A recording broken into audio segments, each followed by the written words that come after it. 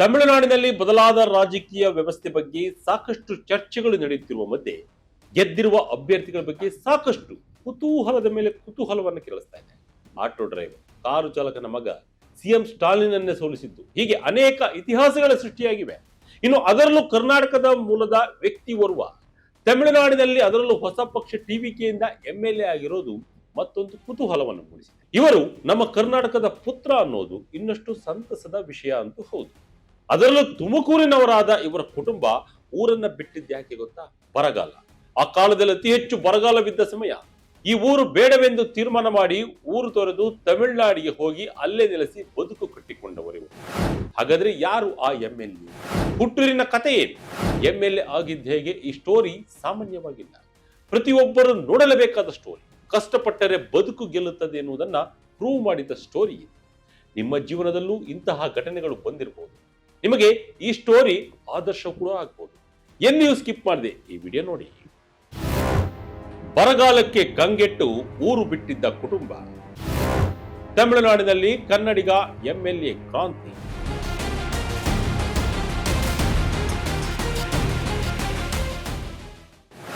ಬರಗಾಲ ಒಂದು ಪದ ಮಾತ್ರ ಅಲ್ಲ, ಅನೇಕ ಕುಟುಂಬಗಳ ಬದುಕನ್ನೇ ತಲಕೆಳಗಾಗಿ ಮಾಡಿದ ಭಯಾನಕ ಸತ್ಯ.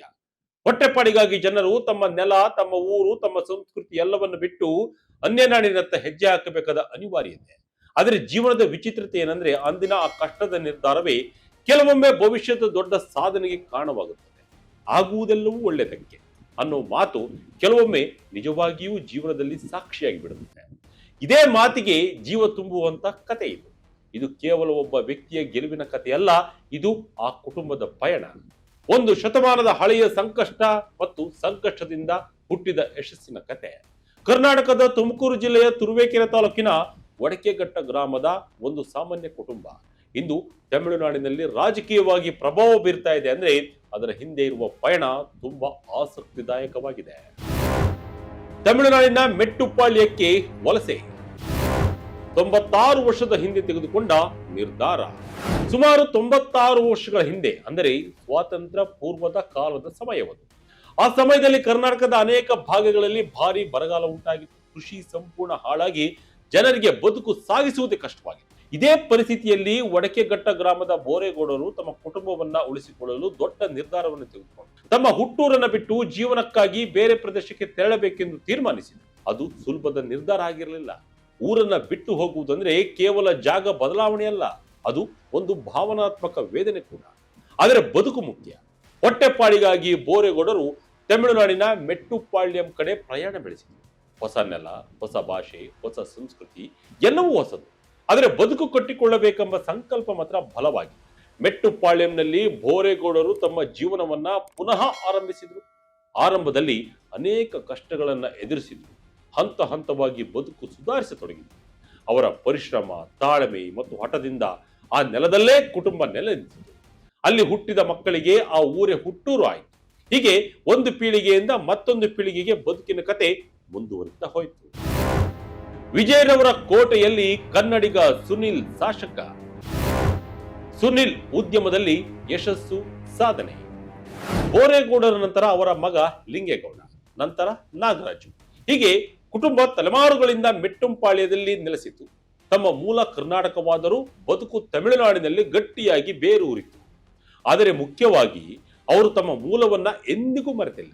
ಕನ್ನಡಿಗರ ಸಂಸ್ಕೃತಿ, ಪರಂಪರೆ ಮತ್ತು ಬೇರುಗಳನ್ನ ತಮ್ಮೊಳಗೆ ಜೀವಂತವಾಗಿಯೇ ಉಳಿಸಿತು. ಈ ಪೀಳಿಗೆಯ ಮುಂದಿನ ಹೆಜ್ಜೆ ಸುನಿಲ್ ಆನಂದ್. ಈ ಕುಟುಂಬದ 4ನೇ ತಲೆಮಾರಿನವರು. ಇವರು ಸಾಮಾನ್ಯ ವ್ಯಕ್ತಿ ಅಲ್ಲ. ಇವರು ಇಂದು ತಮಿಳುನಾಡಿನ ರಾಜಕೀಯದಲ್ಲಿ ಗುರುತಿಸಿಕೊಂಡ ನಾಯಕ. ಆದರೆ ಈ ಸ್ಥಾನಕ್ಕೆ ಬರಲು ಇವರ ಪಯಣ ಸುಲಭವಾಗಿರಲಿಲ್ಲ.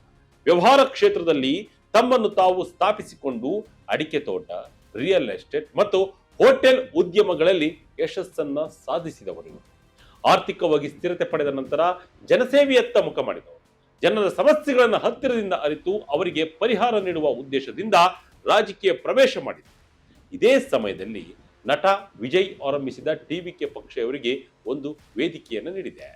ಹೊಸ ರಾಜಕೀಯ ಪರ್ಯಾಯವಾಗಿ ಹೊರಹೊಮ್ಮುತ್ತಿದ್ದ ಈ ಪಕ್ಷದಲ್ಲಿ ಸುನಿಲ್ ಆನಂದ್ ತಮ್ಮ ಸ್ಥಾನವನ್ನ ಸೊಗಸಾಗಿ ಕಟ್ಟಿಕೊಂಡರು. ಕನ್ನಡಿಗ ಸುನಿಲ್ ಸೋಲಿಸಿದ್ದು ಯಾರನ್ನ ಗೊತ್ತಾ? ಹುಟ್ಟೂರಿಗೆ ಬಂದು ಮನೆ ದೇವರಿಗೆ ಪೂಜೆ. ತಮಿಳುನಾಡಿನ ಮೆಟ್ಟುಪಾಳ್ಯಂ ಕ್ಷೇತ್ರದಲ್ಲಿ ಟಿವಿಕೆ ಅಭ್ಯರ್ಥಿಯಾಗಿ ಸ್ಪರ್ಧಿಸಿದ ಸುನಿಲ್ ಆನಂದ್ ಜನರ ವಿಶ್ವಾಸವನ್ನು ಗೆದ್ದರು. ಚುನಾವಣೆಯಲ್ಲಿ ಅವರು 75,664 ಮತಗಳನ್ನು ಪಡೆದು ಡಿಎಂಕೆ ಅಭ್ಯರ್ಥಿಯನ್ನ 7,778 ಮತಗಳ ಅಂತರದಿಂದ ಸೋಲಿಸಿದರು. ಮೊದಲ ಪ್ರಯತ್ನದಲ್ಲೇ ಇಂತಹ ದೊಡ್ಡ ಗೆಲುವು ಸಾಧಿಸುವುದು ಸುಲಭದ ವಿಷಯವಲ್ಲ. ಇದು ಅವರ ಮೇಲೆ ಜನರು ಇಟ್ಟಿರುವ ನಂಬಿಕೆಯ ಪ್ರತಿಫಲ. ಆದರೆ ಈ ಗೆಲುವಿನ ಹಿಂದೆ ಕೇವಲ ರಾಜಕೀಯ ತಂತ್ರಗಳಿಲ್ಲ, ಇದು ಒಂದು ನೈಜ ಸಂಬಂಧದ ಫಲ. ಸುನಿಲ್ ಆನಂದ್ ತಮ್ಮ ಜನರ ಜೊತೆ ಬೆಸೆದುಕೊಂಡಿರುವ ರೀತಿಯೇ ಅವರಿಗೆ ಈ ಯಶಸ್ಸನ್ನು ತಂದಿದೆ. ಅವರು ತಮ್ಮ ಬೇರುಗಳನ್ನ ಎಂದಿಗೂ ಮರೆತಿಲ್ಲ ಅನ್ನೋದು ಇಲ್ಲಿ ವಿಶೇಷ. ಟಿವಿಕೆ ಪಕ್ಷಕ್ಕೆ ಸೇರುವ ಮುನ್ನವೇ ಅವರು ತಮ್ಮ ಮೂಲ ಊರಾದ ಒಡಕೆಘಟ್ಟಕ್ಕೆ ಭೇಟಿ ನೀಡಿ ತಮ್ಮ ಕುಟುಂಬ ಸಮೇತರಾಗಿ ಬಂದು ಮನೆ ದೇವರಿಗೆ ಪೂಜೆ ಸಲ್ಲಿಸಿ ಆಶೀರ್ವಾದವನ್ನು ಪಡೆದುಕೊಂಡಿದೆ. ಇದು ಕೇವಲ ಒಂದು ಆಚರಣೆಯಲ್ಲ, ಇದು ತಮ್ಮ ಮೂಲವನ್ನ ನೆನಪಿಸಿಕೊಳ್ಳುವ ಒಂದು ಸಂಕೇತ. ತಮ್ಮ ಜೀವನದಲ್ಲಿ ಎಷ್ಟೇ ದೊಡ್ಡ ಮಟ್ಟಕ್ಕೆ ಹೋದರೂ ನಾವು ಎಲ್ಲಿ ಬಂದವರು ಅನ್ನೋದು ಮರೆಯಬಾರದು ಅನ್ನೋದು ಸಂದೇಶ ಇದರಲ್ಲಿ ಅಡಗಿದೆ. ಇಂದು ಸುನಿಲ್ ಆನಂದ್ ಒಂದು ಶಾಸಕ ಮಾತ್ರ ಅಲ್ಲ, ಅವರು ಒಂದು ಪ್ರೇರಣೆಯ ಸಂಕೇತ. ಒಂದು ಕಾಲದಲ್ಲಿ ಬರಗಾಲದಿಂದ ಊರು ಬಿಟ್ಟು ಹೋದ ಕುಟುಂಬ ಇಂದು ಮತ್ತೊಂದು ರಾಜ್ಯದಲ್ಲಿ ಜನರ ವಿಶ್ವಾಸ ಗೆದ್ದು ಅಧಿಕಾರಕ್ಕೆ ಬಂದಿದೆ ಅಂದರೆ ಅದು ಸಾಮಾನ್ಯ ಸಾಧನೆ ಅಲ್ಲ. ಇದು ಪರಿಶ್ರಮ, ತಾಳ್ಮೆ ಮತ್ತು ದೃಢ ಸಂಕಲ್ಪದ ಫಲವಾಗಿದೆ. ವಿಜಯರವರ ಸಾಧನೆ ಇತಿಹಾಸ ಪುಟ ಸೇರ್ಪಡೆ. ಕನ್ನಡಿಗನಿಗೆ ಅವಕಾಶ ಕೊಟ್ಟ ದಳಪತಿ ವಿಜಯ್. ಈ ಬಾರಿಯ ತಮಿಳುನಾಡಿನ ಚುನಾವಣೆ ದೇಶದ ದಿಕ್ಕನ್ನೇ ಬದಲಾಯಿಸಿದೆ. ವಿಜಯರವರ ಪಕ್ಷ ಸ್ಥಾಪಿಸಿರುವ ಅತ್ಯುನ್ನತ ಸಾಧನೆಗೆ ದೇಶವೇ ಬೆರಗಾಗಿ ನೋಡ್ತಾ ಇದೆ. ಇಂತಹ ಅಭ್ಯರ್ಥಿಗಳ ಸಾಲಿನಲ್ಲಿ ಕೆಲವರು ಅಚ್ಚರಿಯನ್ನು ಮೂಡಿಸಿದ್ದು ಇನ್ನೂ ಆಶ್ಚರ್ಯವಾಗಿದೆ. ತನ್ನ ಕಾರು ಚಾಲಕನ ಮಗನಿಗೆ ಟಿಕೆಟ್ ನೀಡಿ ಗೆಲ್ಲಿಸಿಕೊಂಡು ಬಂದಿರುವ ವಿಜಯರವರ ಸಾಧನೆ ಇನ್ನು ಇತಿಹಾಸ ಪುಟಗಳಲ್ಲಿ ಸೇರಿದೆ. ಸುಮಾರು ದಶಕಗಳಿಂದ ಆಳ್ವಿಕೆ ಮಾಡಿದ ದೊಡ್ಡ ದೊಡ್ಡ ನಾಯಕರನ್ನ ತಲೆಕೆಳಗಾಗಿಸಿ ಬಿಟ್ಟ ಟಿವಿಕೆ ಪಕ್ಷ ತಮಿಳುನಾಡಿನಲ್ಲಿ ಜನ ಎಂದೂ ಮರೆಯದ ರಾಜಕೀಯ ಇತಿಹಾಸವನ್ನು ಸೃಷ್ಟಿ ಮಾಡಿಸಿದೆ. ಸ್ಟಾಲಿನ್ ನಂತಹ ಘಟಾನುಘಟಿ ನಾಯಕರನ್ನೇ ಬಿಡದ ಮತದಾರರು ವಿಜಯ್ಗೆ ವಿಜಯ ಮಾಲೆಯನ್ನು ಹಾಕಿದ್ದಾರೆ. ಇನ್ನು ನಮ್ಮ ಕರ್ನಾಟಕದ ಸುನಿಲ್ ಆನಂದ್ ಕೂಡ ಆ ಸಾಲಿನಲ್ಲಿ ನಿಂತಿದ್ದಾರೆ. ತುಮಕೂರಿನ ಒಂದು ಚಿಕ್ಕ ಹಳ್ಳಿಯಿಂದ ವಲಸೆ ಹೋಗಿ ಬೇರೆ ಭಾಷೆ, ಬೇರೆ ವಾತಾವರಣದ ನಡುವೆ ಬದುಕು ಸಾಗಿಸಿ ಗೆದ್ದ ಇವರು ನಿಜಕ್ಕೂ ರಾಜಕೀಯದ ಗಂಭೀರತೆಯನ್ನು ತೋರಿಸುತ್ತದೆ. ಮತದಾರ ಮನಸ್ಸು ಮಾಡಿದ್ರೆ ಏನೆಲ್ಲ ಮಾಡಬಹುದು ಅನ್ನೋದಕ್ಕೆ ಈ ಬಾರಿಯ ಚುನಾವಣೆ, ಅದರಲ್ಲೂ ಪಂಚರಾಜ್ಯದ ಚುನಾವಣೆಯಲ್ಲೂ ತಮಿಳುನಾಡಿನಲ್ಲಿ ನಡೆದ ಅಚ್ಚರಿ ಫಲಿತಾಂಶವೇ ಸಾಕ್ಷಿಯಾಗಿದೆ. ಚಿಕ್ಕ ಹಳ್ಳಿಯಿಂದ ತಮಿಳುನಾಡಿನ ರಾಜಕೀಯಕ್ಕೆ ಎಂಟ್ರಿ. ಈ ರೋಚಕವಾದ ಇತಿಹಾಸ ನಮಗೆ ಹೇಳುವುದೇನು ಅಂದ್ರೆ, ಜೀವನದಲ್ಲಿ ಎದುರಾಗುವ ಸಂಕಷ್ಟಗಳು ಅಂತಿಮವಲ್ಲ, ಅವು ಕೆಲವೊಮ್ಮೆ ಹೊಸ ಅವಕಾಶಗಳ ಬಾಗಿಲು ತೆಗೆಯುತ್ತವೆ. ಒಂದು ನಿರ್ಧಾರ, ಒಂದು ಹೆಜ್ಜೆ, ಒಂದು ಧೈರ್ಯ, ಇವುಗಳೇ ಭವಿಷ್ಯವನ್ನ ಬದಲಾಯಿಸಬಹುದು. ಕರ್ನಾಟಕದ ಒಂದು ಚಿಕ್ಕ ಹಳ್ಳಿಯಿಂದ ಆರಂಭವಾದ ಈ ಪಯಣ ತಮಿಳುನಾಡಿನ ರಾಜಕೀಯ ವೇದಿಕೆಯವರೆಗೆ ಬಂದಿದೆ. ಇದು ಕೇವಲ ಒಂದು ಕುಟುಂಬದ ಕಥೆಯಲ್ಲ, ಇದು ನಮ್ಮ ಸಮಾಜದ ಒಂದು ಪ್ರತಿಬಿಂಬ. ಎಲ್ಲಿ ಹೋದರೂ, ಎಷ್ಟು ದೂರ ಹೋದರೂ ತಮ್ಮ ಬೇರುಗಳನ್ನ ನಮ್ಮೊಳಗೆ ಉಳಿಯದಿದ್ದರೆ ನಾವು ಯಾವಾಗಲೂ ನಮ್ಮ ಗುರುತನ್ನ ಕಾಪಾಡಿಕೊಳ್ಳಬಹುದು. ಹೀಗಾಗಿ ಈ ಕತೆ ಕೇಳಿದ ನಂತರ ಮತ್ತೆ ಒಮ್ಮೆ ಆ ಮಾತು ನೆನಪಾಗುತ್ತದೆ, ಆಗುವುದೆಲ್ಲವೂ ಒಳ್ಳೆಯದಕ್ಕೆ.